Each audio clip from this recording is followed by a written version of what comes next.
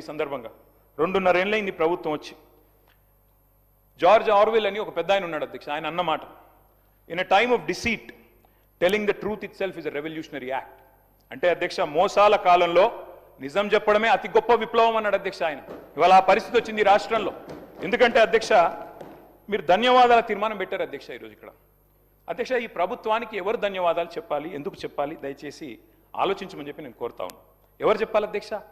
6 గ్యారంటీలు గౌరవనీయులు deputy CM గారు ఆనాడు సిఎల్పి లీడర్ అధ్యక్ష, వారు చెప్పారు అధ్యక్ష చాలా అద్భుతంగా. ఈ గ్యారంటీ కార్డులు భద్రపరచుకోండి, 100 రోజులు జాగ్రత్త పెట్టుకోండి, 100 రోజులు బీరువాలు పెట్టుకోండి, 100 రోజుల తర్వాత కాంగ్రెస్ ప్రభుత్వం వచ్చిన తర్వాత బ్రహ్మాండంగా మరి ప్రతి గ్యారంటీ నెరవేర్చే బాధ్యత మాది. ఇది బట్టి విక్రమార్క గారు చెప్పిన మాట అధ్యక్ష, నాది కాదు. నేను అడుగుతా ఉన్నా అధ్యక్ష, ఎవరు చెప్పాలి ఇవాళ 6 గ్యారంటీలు ఎక్కడ పెట్టుకోవాలి, ఎక్కడ దాచిపెట్టాలి, ఇంకా 100 రోజుల తర్వాత కూడా ఇంకేం చేయాలి? దయచేసి